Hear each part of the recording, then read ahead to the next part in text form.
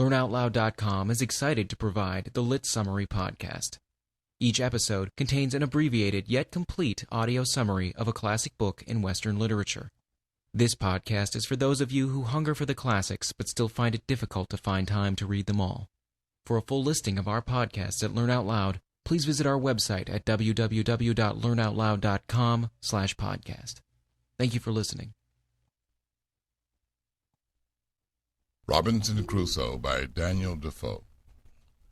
Daniel Defoe, English novelist, historian, and pamphleteer, was born in 1660 or 1661 in London, the son of James Foe, a butcher, and only assumed the name of Defoe or Defoe in middle life. He was brought up as a dissenter and became a dealer in hosiery in the city. He early began to publish his opinions on social and political questions, and was an absolutely fearless writer, audacious and independent, so that he twice suffered imprisonment for his daring.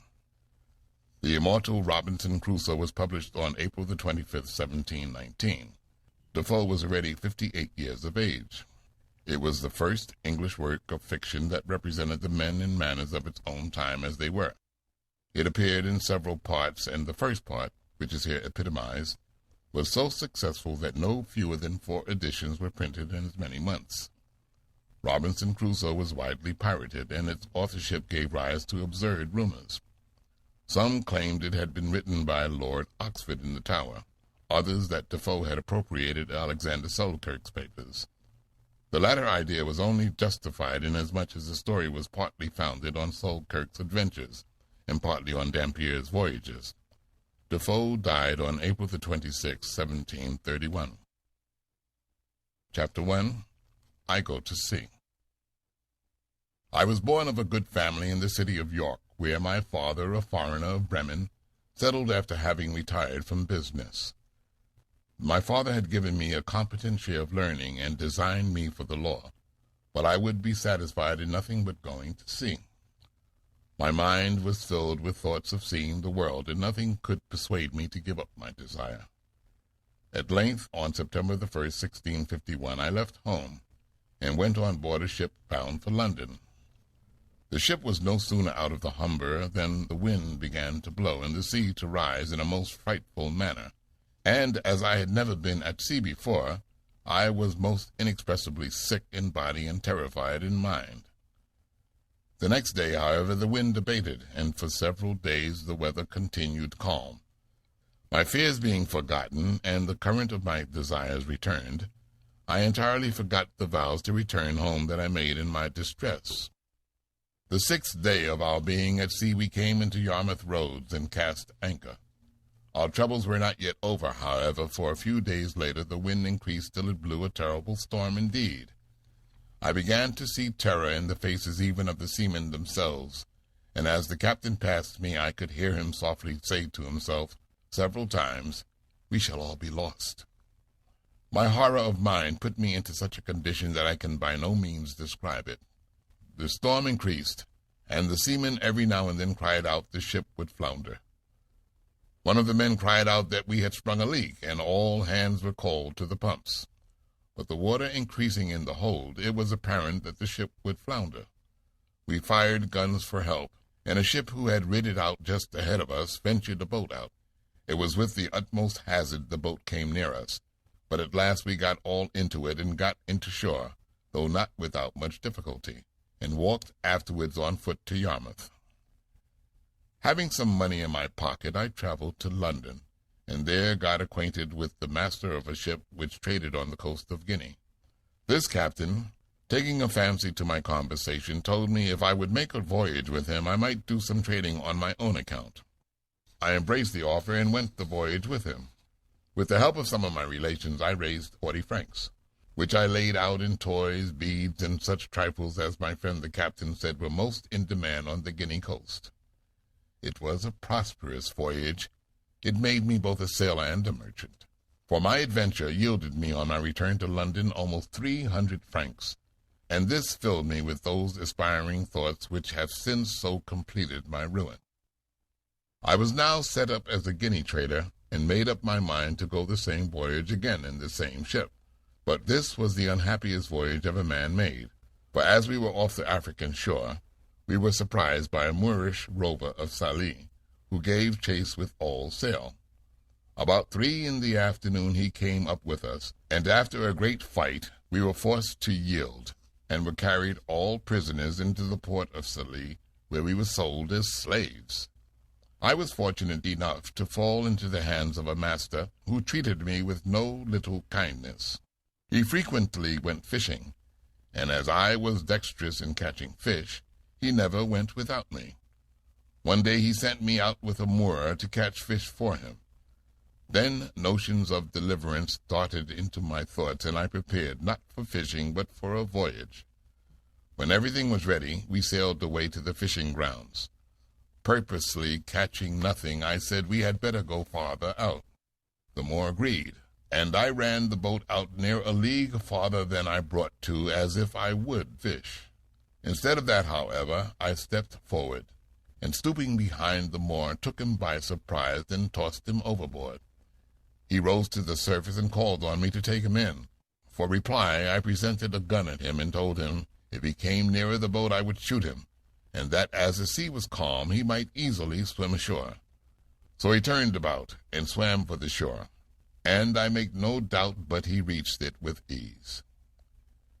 About 10 days afterwards, as I was staring out to double a cape, I came in sight of a Portuguese ship.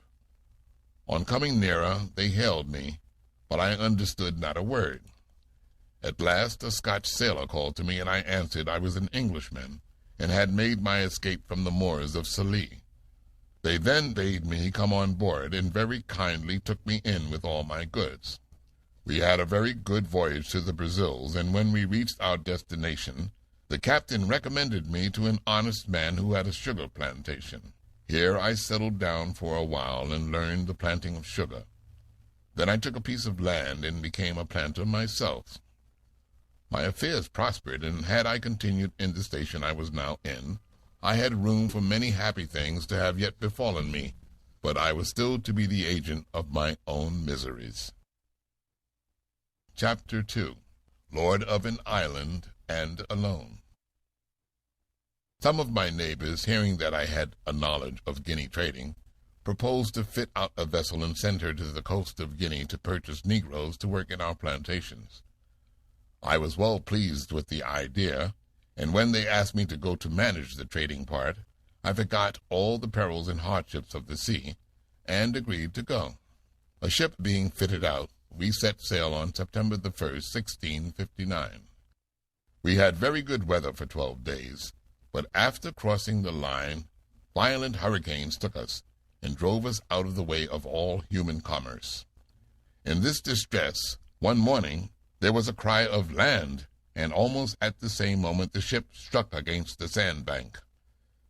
We took to a boat and worked towards the land, but before we could reach it, a raging wave came rolling astern of us and overset the boat. We were all thrown into the sea, and out of 15 who were on board, none escaped but myself. I managed somehow to scramble to shore, and clambered up the cliffs, and sat me down on the grass, half dead. Night coming on me, I took my lodging in a tree. When I waked, it was broad day, the weather clear, and the storm abated. What surprised me most was that in the night the ship had been lifted from the bank by the swelling tide, and driven ashore almost as far as the place where I had landed. I swam out to the ship, and found that her stern lay lifted up on the bank. All the ship's provisions were dry, and being well disposed to eat, I filled my pockets and ate as I went about other things, for I had no time to lose. We had several spare yards and planks, and with these I made a raft. I emptied 3 of the seamen's chests and let them down upon the raft and filled them with provisions.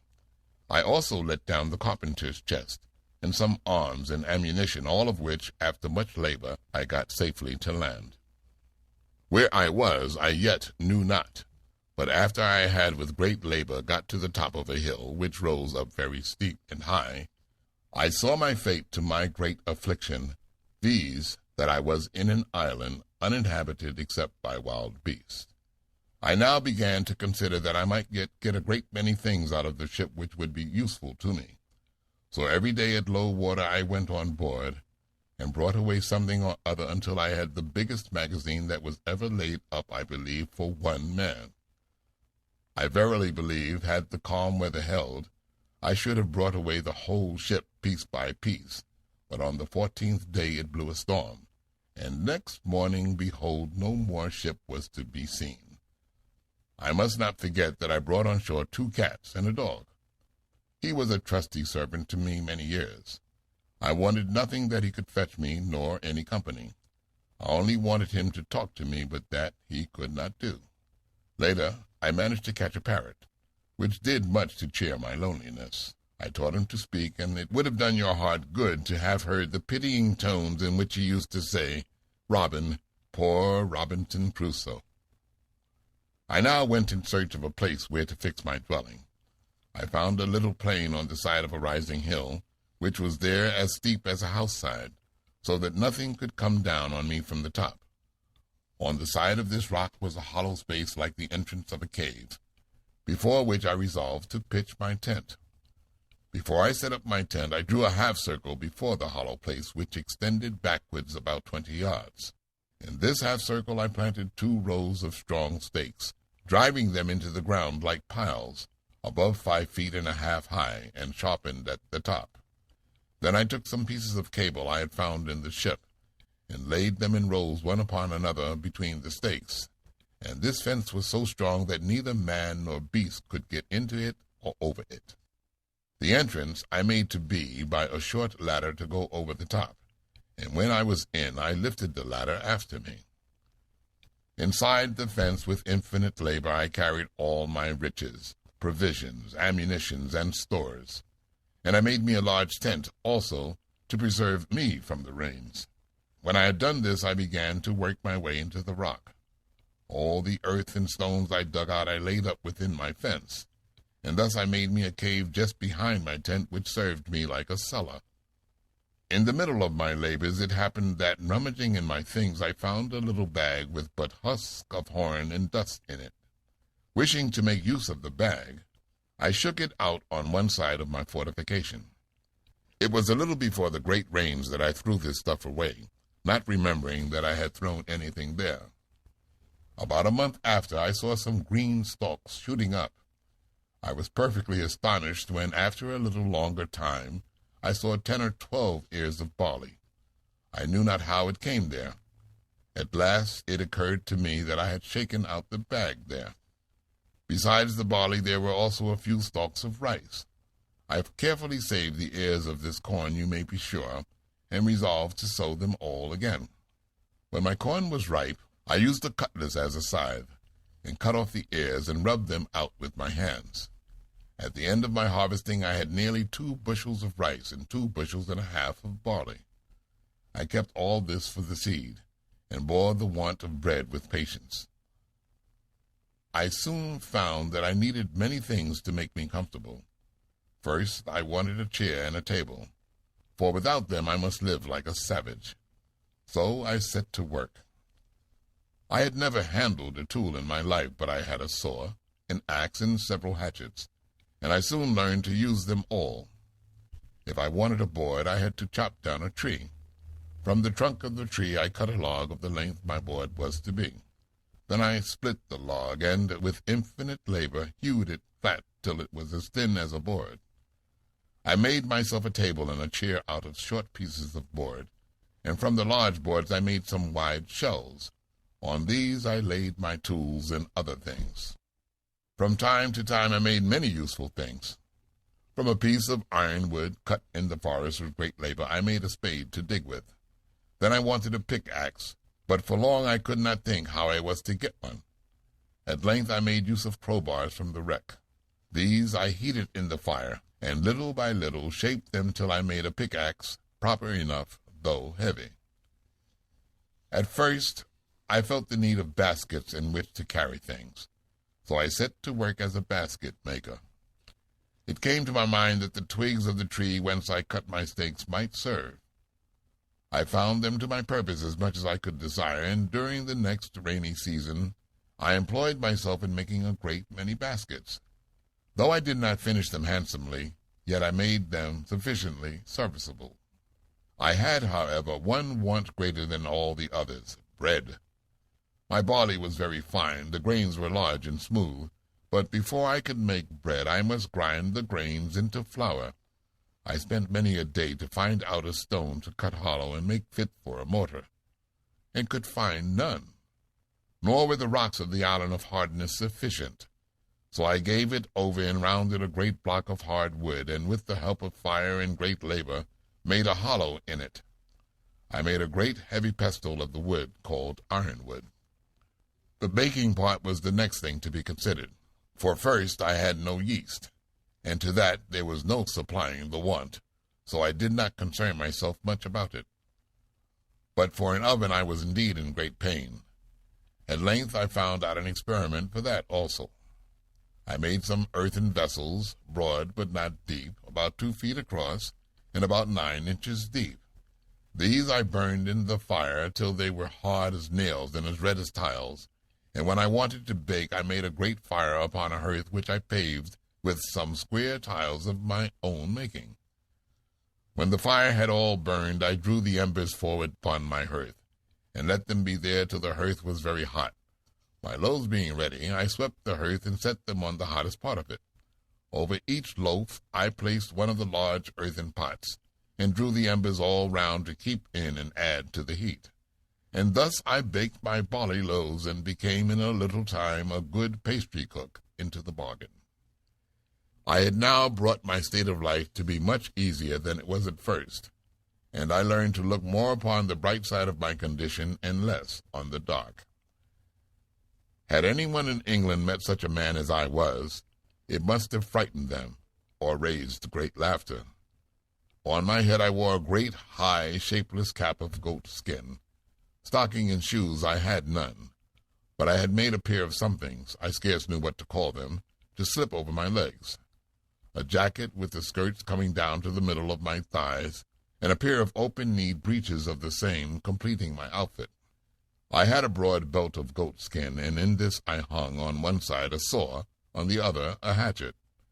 Under my arm hung 2 pouches for shot and powder. At my back I carried my basket, on my shoulder my gun, and over my head a great clumsy goat skin umbrella.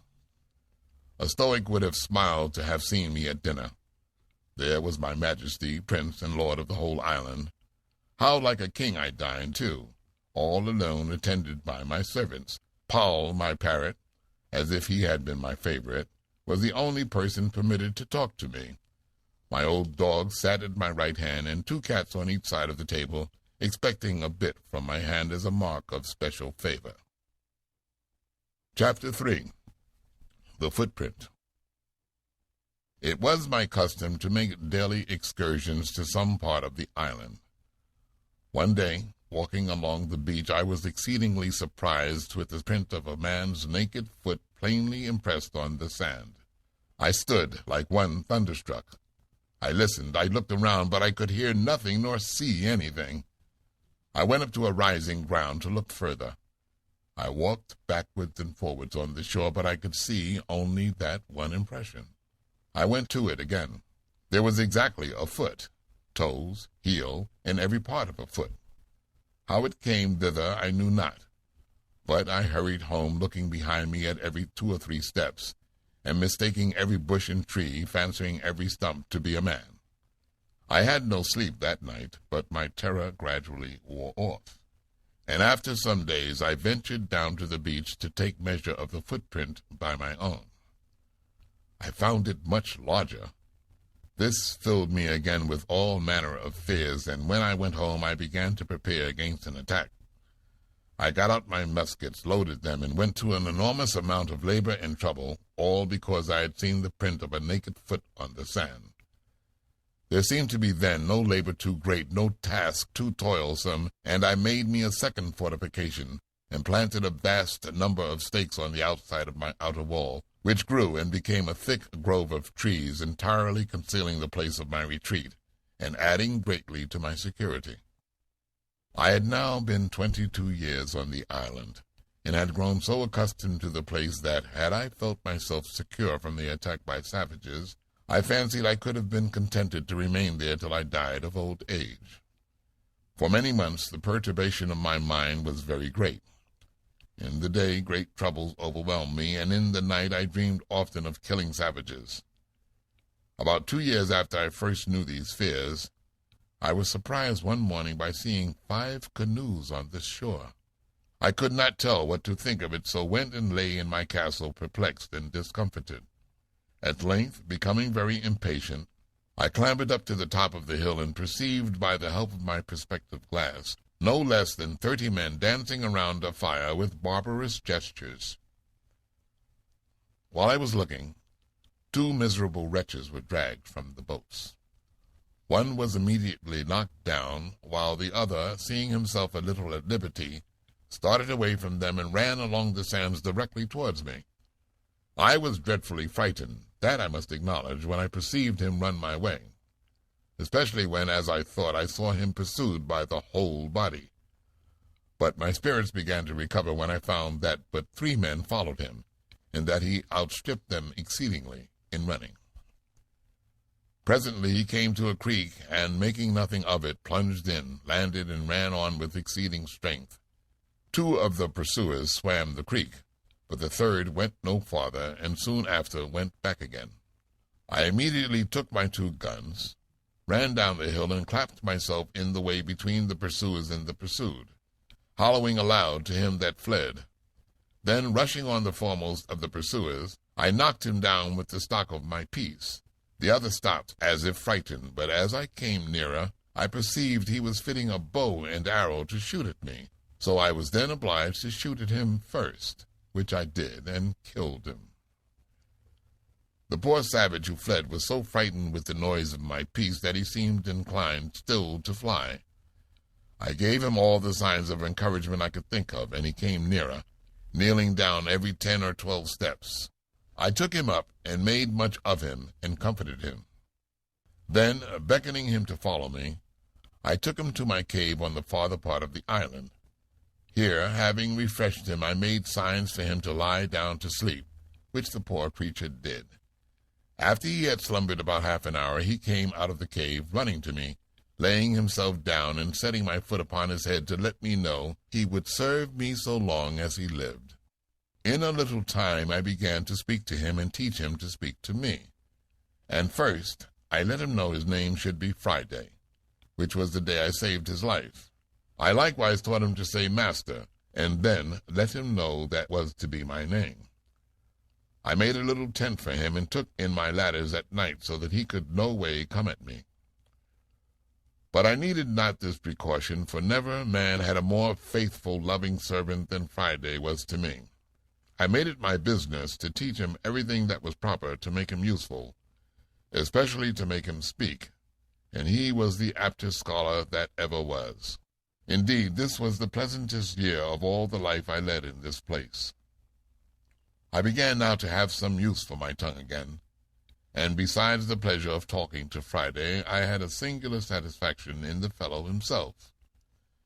His simple, unfeigned honesty appeared to me more and more every day, and I began really to love the creature, and I believe he loved me more than it was possible for him ever to love anything before. Chapter 4. The End of Captivity. I was now entered on the 27th year of my captivity on the island. One morning I bade Friday go to the seashore and see if he could find a turtle. He had not been gone long when he came running back like one that felt not the ground or the steps he set his feet on, and cries out to me, "Oh, master, oh, sorrow, oh, bad!" "What's the matter, Friday?" said I. "Oh, yonder, there," says he, 1, 2, 3 canoes." "Well," says I, "do not be frightened." However, I saw the poor fellow was most terribly scared, for nothing ran in his head but that the savages were come back to look for him, and would cut him in pieces and eat him. I comforted him and told him I was in as much danger as he. Then I went up the hill and found quickly by my glass that there were 21 savages, whose business seemed to be a triumphant banquet upon 3 human bodies. I came down again to Friday, and going towards the wretches, sent Friday a little ahead to see what they were doing. He came back and told me that they were eating the flesh of one of their prisoners, and that a bearded man lay bound, whom he said they would kill next. This fired the very soul within me, and going to a little rising ground, I turned to Friday and said, "Now, Friday, do exactly as you see me do." So, with a musket, I took aim at the savages. Friday did the like, and we fired, killing 3 of them and wounding 5 more. They were in a dreadful consternation, and after we fired again among the amazed wretches, I made directly toward the poor victim who was lying upon the beach. Loosing him, I found he was a Spaniard. He took pistol and sword from me, thankfully, and flew upon his murderers, pursuing the flying wretches. In the end, but 4 of the 21 escaped in a canoe. I was minded to pursue them lest they should return with a greater force and devour us by mere multitude. So, running to a canoe, I bade Friday follow me, but was surprised to find another poor creature lying therein, bound hand and foot. I immediately cut his fastenings and bade Friday tell him of his deliverance. But when Friday came to hear him speak and to look in his face, it would have moved anyone to tears to have seen how Friday kissed him, embraced him, hugged him, cried, danced, sung, and then cried again. It was a good while before I could make him tell me what was the matter. But when he came a little to himself, he told me it was his father. He sat down by the old man a long while and took his arms and ankles, which were numb with the binding, and chafed and rubbed them with his hands. My island was now peopled, and I thought myself rich in subjects. The Spaniard and the old savage had been with us about 7 months, sharing in our labors, when, being unable to keep means of deliverance out of my thoughts, I gave them leave to go over in one of the canoes to the mainland, where some of the Spaniards' shipmates were cast away. It was no less than 8 days I had waited for their return when Friday came to me and called aloud, "Master, master, they are come." I jumped up and climbed to the top of the hill, and with my glass plainly made out an English ship and its longboat standing in for the shore. But yet I had some secret doubts, bidding me keep on my guard. Presently the boat was run upon the beach, and in all 11 men landed, whereof 3 were unarmed and bound, whom I could perceive using passionate gestures of entreaty and despair. Presently the seamen were all gone, straggling in the woods, leaving the 3 distressed men under a tree a little distance from me. I resolved to discover myself to them, and marched with Friday towards them, and called aloud in Spanish, "What are ye, gentlemen?" They started up at the noise, and I perceived them about to fly from me when I spoke to them in English. "Gentlemen," says I, "do not be surprised at me. Perhaps you may have a friend near when you did not expect it. Can you not put a stranger in the way to help you?" One of them, looking like one astonished, returned, "Sir, I was captain of that ship. My men have mutinied against me, and have set me on shore in this desolate place with these 2 men, my mate and a passenger." He then told me that if 2 among the mutineers, who were desperate villains, were secured, he believed the rest on shore would return to their duty. He anticipated my proposals in venturing their deliverance by telling me that both he and the ship, if recovered, should be wholly directed by me in everything. Then I gave them muskets, and the mutineers returning, the 2 villains were killed, and the rest begged for mercy and joined us. More of them coming ashore, we fell upon them at night, so that at the captain's call they laid down their arms, trusting to the mercy of the governor of the island, for such they supposed me to be. It now occurred to me that the time of my deliverance was come, and that it would be easy to bring these fellows in to be hearty in getting possession of the ship. And so it proved, for the ship being boarded next morning, and the new rebel captain shot, the rest yielded without any more lives lost.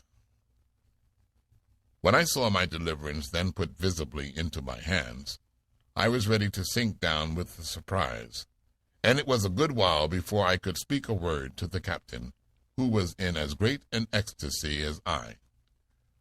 After some time, I came dressed in a new habit of the captain's, being still called governor.